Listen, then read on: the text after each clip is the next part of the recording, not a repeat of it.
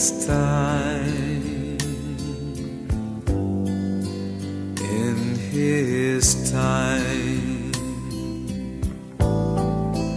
he makes all things beautiful in his time. Lord, please show. Dzina la Atate ndi la Mwana ndi la Mzimu Woyera. Amen. Tikulandireni pano patiyankhuleni Ambuye lero pa 12 June 2022 la Mulungu la Utatu Woyera. Ndipo mawu akulu amene akutitsogolera pa mawu athu onse amene timve lero akunena kuti tiyamike Mulungu Atate ndi Mwana ndiso Mzimu Woyera. Mawu oyamba akuchokera m'buku la Miyambo mutu 8 ndime 22 mpaka na 31. Amene akutiwerengera mawu oyamba ndi a Helbert Njolwa kuchokera ku St. Matthias Parish, Mmodzi, mu Archdiocese ya Lilongwe. Ndipo mawu achiwiri akuchokera mkalata ya Paulo woyera kwa Roma mutu 5 ndime 1 mpaka na 5. Amene akutiwerengera mawu achiwiri ndi a Benedetta Kanyemba kuchokera ku St. Matthias Parish, Mmodzi, mu Archdiocese ya Lilongwe. Pamene uthenga wabwino ukuchokera mu uthenga wa Yohane mutu 16 ndime 12 mpaka na 15. Ndipo amene akutiwerengera uthenga wabwino komanso kutigawira mawu ndi Father Gift Selemani kuchokera ku Bembeke Parish mu Diocese ya Dedza. Mawu onsewa chimene afuna alumikizane kwambiri nkutizindikiritsa ife tonse pamene tikuchita chaka chimene cha Utatu Woyera kuti kukhulupirira kokha sikokwanirayi. Tikuyenera kumvetsanso chikhulupiriro chathu. Ndipo mawu oyambawa atizindikiritsa kuti mulengi wa zonse ndi Mulungu. Palibe chimene sichidalengedwe opanda Iye. Pamene mawu achiwiri atiza kumvetsa tsopano amene Mulungu kapano Yesu Khristu akuwulula Mulungu Tate bwino lomwe kodi ndi ndani. Ndipo uthenga wabwino ufotokoza kwambiri za ntchito za Mzimu Woyera amene akwaniritsa ntchito zonse zimene Mulungu Tate, Mulungu Mwana agwira pa dziko lapansi. Mwachidule tikuyankhula za Mulungu mmodzi. Tiyeni tikhale limodzi pamene tikusinkhasinkha mawuwa. Dziko lino lapansi ndi zolengedwa zake zimasonyeza nzeru yozama ya Mulungu ndinso chifundo chake chosamalira anthu. Mawu a m'buku la Miyambo. Miyambo mutu 8 ndime ya 22 kulekeza ndime 31. Chauta adandilenga ine ndi nzeru pa chiyambi cha ntchito zake. Ndinali woyambirira ndithu mwa ntchito zake zakalekale. Ndinapangidwa masiku akalekale pa chiyambiyambi dziko lapansi lisanalengedwe. Nyanja zozama zisanalengedwe nkuti ine nditabadwa kale. Pakadalibe akasupe ozaza ndi madzi. Mapiri asadaumbidwe, magomo asadakhalepo, Mulungu adali atandilenga ineyo. Nthawiyi nkuti asanalenge dziko lapansi pamodzi ndi minda yake, lisadakhalepo nkomwe dothi loyambayamba la dziko lapansi. pamene ankakhazikisa zakumwamba nkuti ine ndilipo, pamene ankalemba mzere wa malire a nyanja yozama, pamene ankayika thambo m'malo mwake, pamene ankatsekula akasupe a nyanja yozama, pamene ankayika malire a nyanja kuti madzi ake asavyole malirewo, pamene ankayika maziko a dziko lapansi, nkuti ine ndili pambali pake ngati mmisiri wake, ndinkankondweretsa tsiku ndi tsiku, ndi kusangalala pamaso pake nthawi zonse. Ndinkasangalala m'dziko lake lokhalamo anthu, ndi kumakondwa nawo ana a anthu.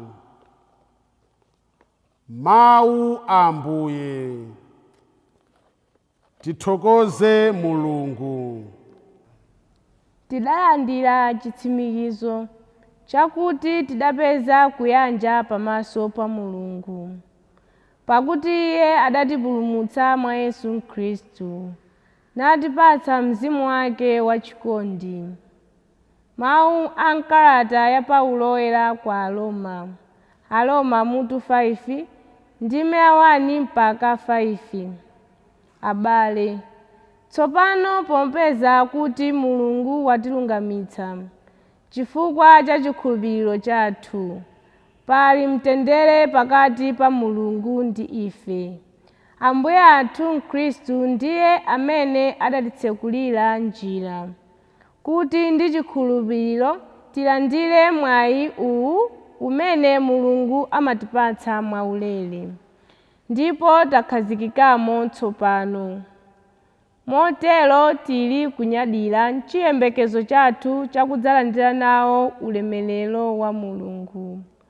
Koma sipokhapo ayi, tili kunyadiranso pakati pa masautso athu, pakuti tikudziwa kuti masautso amaphunzitsa munthu kupirira. Kupirira kumapatsa makhalidwe ovomerezeka ndi Mulungu, ndipo makhalidwe ovomerezekawo amapatsa chiyembekezo. Chiyembekezo chimenechi sichidzachititsa munthu manyazi ayi, pakuti Mulungu mwa Mzimu Woyera amene Iye adatipatsa adadzaza mitima yathu ndi chikondi chake.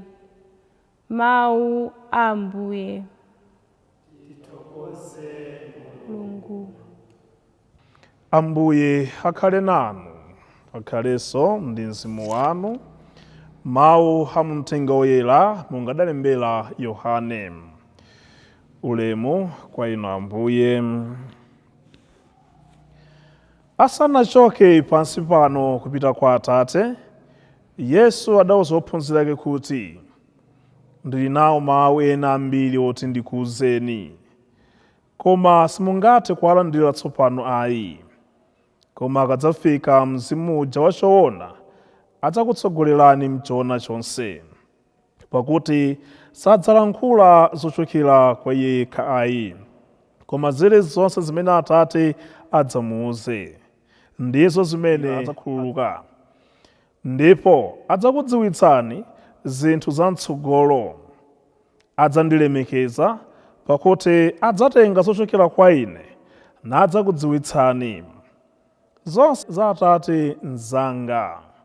N'chifukwa chake ndinati, adzatenga zochokera kwa Ine nadzakudziwitsani inu. Mthenga wa Ambuye. Ulemu kwa inu Ambuye Yesu Khristu. Mawu a tsiku la lero la Mulungu la Utatu Woyera ndi mawu ozama kwambiri, pakuti ndi mawu amene afuna tiululire zoona zenizeni za chikhulupiriro chathu. Kungokhulupirira sikukwanira, koma tiyenera kumvetsanso chikhulupirirocho. pakuti tikangothera pakukhulupirira chabe sizisiyana ndi ufiti ayi, koma tikuyenera kumvetsa chikhulupiriro chathu. Ndi m'mawu oyambaja amanena kuti chauta adandilenga ine ndi nzeru pachiyambi pa ntchito zake. Chauta adandilenga ine pachiyambi cha ntchito zake.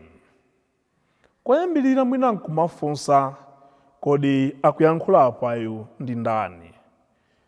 Chauta adandilenga ine ndi nzeru. Ndikukhulupirira si Mulungu Tate amene tikumudziwa ifeyo, chifukwa wapatula kale yekha, adandilenga ine ndi nzeru. Kodi ine ameneyu ndiwote pakuti ndi amene ali kuyankhula apayu. Ndipo akukambanso kwambiri za pachiyambi. Kodi chiyambicho ndi chiti? Ndipo chiyambicho chinayamba liti? Tikapita m'buku la Genesis mutu 1 ndime 1, timva kunena kuti pachiyambi Mulungu adalenga kumwamba ndi dziko lapansi. Ndiponso tikapita patsogolopo muthenga wa Yohane mutu 1 ndime 1, anenanso chimodzimodzi, pachiyambi pa zonse iye amene amatchedwa dzina loti mawu anali alipo kale, anali kwa Mulungu, anali Mulungu. Kodi tikuyankhula za anthu angati? Apa mawu oyamba akunena kuti chauta adandilenga ine ndi nzeru pachiyambi. Ndikuona kuti apa tikuyankhula za chinthu chimodzi, tikuyankhula za munthu mmodzi amene mawu a Genesis aja achiyambi aja aulula bwino. Mulungu adalenga kumwamba ndi dziko lapansi. Ndipo kenakanso uthenga wa Yohane uja ukayankhulanso zomwenso ndithu. Ndipo tikamanenanso pemphero lathu lakumvera kwa apostoli limatululira bwino lomwe zakuti palibe chimene chidalengedwa pa dziko lapansi opanda Yesu Khristu. Zilizonse zidalengedwa mwa Iye.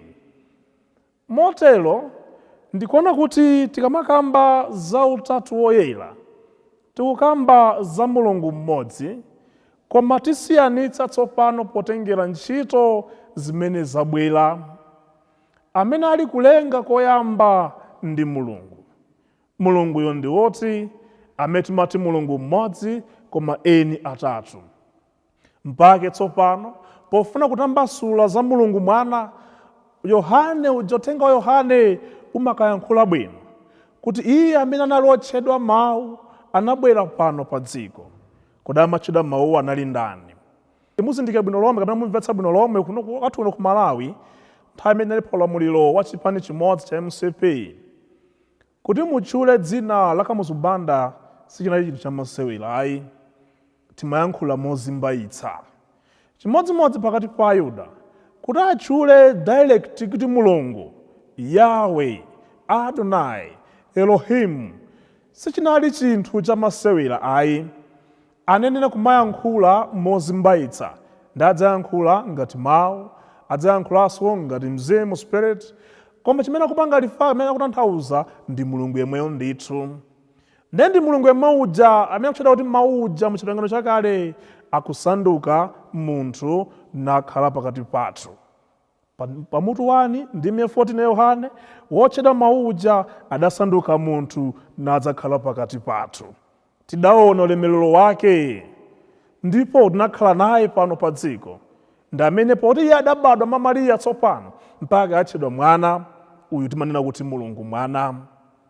Ndipo yemwe pamene ali kukwera tsopano kupita kumwamba anatiuzanso pano zakutumizira kwa Mzimu Woyera amene adzatiunikira china chilichonse chochitika pano pa dziko lapansi, mpaka tikwanitsanso khale kulalika kumene, kuyankhula za mtsogolo kumene, chifukwa Mulungu Mzimu Woyera ali nafe pakati pathu.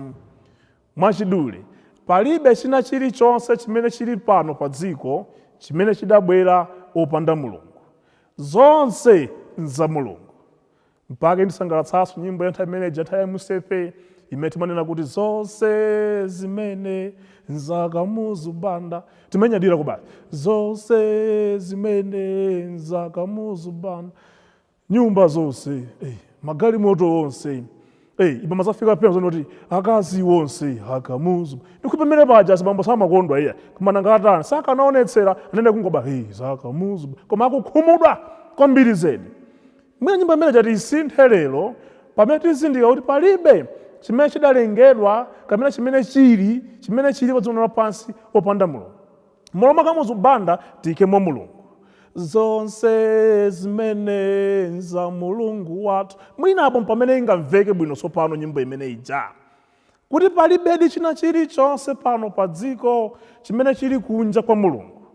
Zonse za Mulungu wathu. Ndeni mafuna tsopano potengera mawu a tsiku lalewa tipatsane chilimbikitso ife tonse.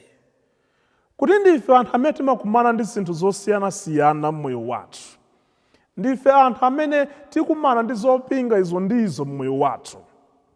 Ngati Mulungu akutitsimikizira kuti zonse ndiye, zonse ndi za Iye, bwanji tamabwereranso kwa Iye mweyo? Bwanji tamamuuzanso Iye mweyo? Ndipo Mulungu Mzimu Woyera ndithokoze kuti ndi amene akutitsogolera ife mpaka na lero. Tafika mene tafika apa chifukwa cha Mulungu Mzimu Woyera. Ndi amene watipewetsa ku zinthu zambiri zobasi mmoyo wathu. Tapulumuka ku ngozi zosiyana-siyana, tapulumuka ku zinthu zoopsa zosiyana-siyana, Mulungu Mzimu Woyera imweyo. Akutithandiza pa ntchito yathu, watifikitsa pano, Mulungu Mzimu Woyera imweyo. Ndimafuna ndipempheso molimba, kodi bwanji ife tonsenso titamabwerera kwa Mulungu yemweyo pa zonse zimene zimachitika zotichitikira mmoyo wathu. Chifukwa kunena chilungamo ngati Mulungu Mzimu Woyera angachoke pakati pathu, anthu ifetu tikhoza kutha. Mangolingalira mu mpingo mwemu. Ngati Mzimu Woyera angachoke mu mpingo, mukhoza kukhala kuthamangitsana akhristu ndi ansembe okhaokha, akhristu okhaokha. Koma timakhalirana umodzi, tili pa chibale chifukwa cha Mulungu Mzimu Woyera. Ndi amene amatipatsa chilimbikitso ndi kulimba mtima kumapita chitsogolo mmoyowo. Tsono ngati Mulungu yemweyo ali nafe pakati pathu, timapitiranji kwina? Timasokerekeranji mmoyo uno? Kumasonkhana nkakuphunzitsani. Kodi Mulungu amapezeka kuti? Ndipo timayankha amapezeka kumwamba ndi dziko lapansi. Koma pa dziko lapansi sangaoneke ndi maso athu. Mulungu Mzimu Woyera. Mulunguyo tikhala naye nthawi yonse. Ichitu ndi chilimbikitso kwa ine ndense amene ndikudutsa m'matenda osiyana-siyana. Kwa ine ndense amene ndikudutsa m'masautso a banja langa. Kwa ine ndense amene ndikuvutika kupeza ntchito pakali pano. Kwa ine ndense amene mbiri yanga yada pakali pano kamba ka zinthu zina kamba kanthu ena. Kwa ine ndense amene zopinga ndi zosiyana-siyana zikuchitika mmoyo wanga. Mulungu Mzimu Woyera ali pafupi ndi ine. Mulungu Mzimu Woyera ali pafupi nane. Mwachidule Mulungu eniyo Mulunguyo ali ndife. So tikamakamba za Mulungu mmodzi koma eni atatu, onsewo tili nawo ndithu kapena onsewo tili naye ndithu pakuti ndi Mulungu mmodzi yekhayo amene akugwira ntchito mwa ife. Timasokonekera chifukwa chani? Timatayikiranji dziko lapansi chifukwa chani? Andeti Mulungu ali ndife nthawi yonse, ndipo Iye mwini Khristu akutilonjeza kukhala nafe nthawi yonse ya pano pa dziko. Kwa iwo amene kuthatha ndi moyo pa nthawi ino, tchula dzina la Ambuye Mulungu wako. Kwa iwo amene watayika kuona choncho, tchula dzina la Ambuye Mulungu wako. Kwa iwo amene mizimu yoyipa yakutengetsa pakali pano, tchula dzina la Ambuye Mulungu wako. Kwa iwo wense amene banja laso likuyendanso pakali pano, tchula dzina la Ambuye Mulungu wako. Iye mweyo amene ndi gwero la zonse zochitika pa dziko lapansi, amene ndi gwero la china chilichonse pa dziko lapansi, adzakuthandiza. Mulungu atipatse chilimbikitso mmoyo uno ndi mmoyo umene uli mkudza. Amen. Ambuye akhale nanu, akhalenso ndi mzimu wanu. Akudalitseni Mulungu wamphamvu zonse, Atate ndi Mwana ndi Mzimu Woyera. Amen. Lord, my life to you I bring. May each song I have to sing be to